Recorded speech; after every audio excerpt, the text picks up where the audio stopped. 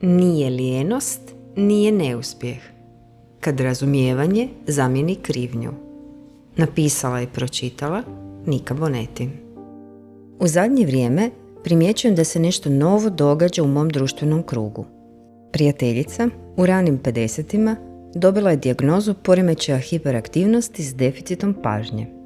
Opisala je to kao duboko olakšanje, kao slobodu nakon godina samooptuživanja, zbog propuštenih rokova, izgubljenih računa, ali i stvari koje su bile daleko dublje i složenije. Nešto slično dogodilo se kolegici, pa susjedu na moru, pa rođaku iz drugog grada. Svi su ljudi u srednjim godinama, a radilo se o PTSP-u, anksioznosti, prejedanju ili nečem trećem. Svi osjećaju da im je dijagnoza donijela olakšanje. Neki jer su imali napokon priliku potražiti pomoć, a neki jer im se čini da im je jednostavno pomoglo identificiranje problema, davanje imena onome što ih muči. Između potrebe i opreza. Otvaranje tema o mentalnom zdravlju u javnosti omogućilo je većem broju ljudi pristup informacijama i pojašnjenjima, od kojih neki nakon godina lutanja i neartikulirane nelagode u svim situacijama opisuju olakšanje i osjećaj prihvaćenosti od strane zajednice koja ih razumije.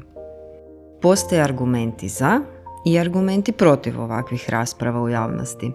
Smatra se da je razlog većem interesu to što je nekoć bilo sramota reći da postoji neki problem sa mentalnim zdravljem.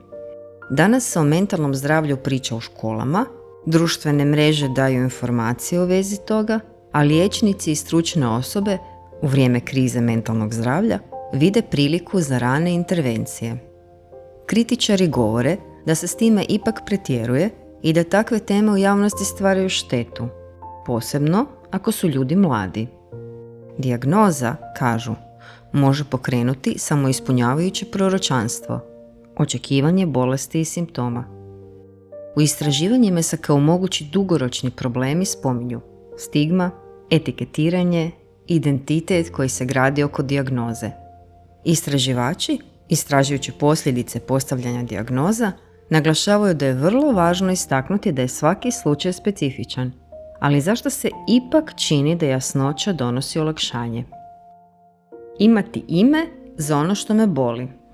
Jasna informacija o tegobi može dovesti do konkretnih koristi, poput liječenja, prilagodbe okoline, prilagodbi u svakodnevnici ili pridruživanje grupama za podršku. A psihološka korist se pripisuje pozitivnom očekivanju, stjecanje kontrole nad nekom vrstom patologije, nad nečim što nas muči. Prema New York Timesu, University College u Dublinu analizirao je 1848 izvještaja osoba kojima je dijagnosticiran problem sa mentalnim zdravljem u odrasloj dobi.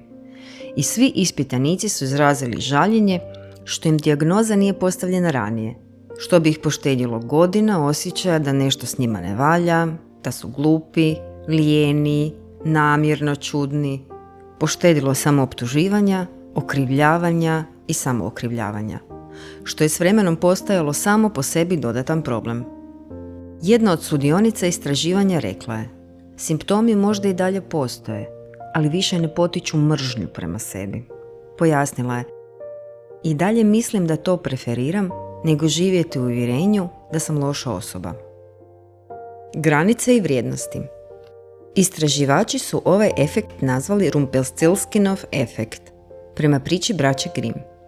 Postoji nešto u tome da imate objašnjenje, osjećate nešto potvrđujuće i kao da vam daje putokaz, te vam vraća osjećaj da imate malo više kontrole. Logoterapija naglašava da život postavlja pitanja do posljednjeg daha. Budućnost se ne mjeri duljinom, nego smislom trenutaka koji dolaze.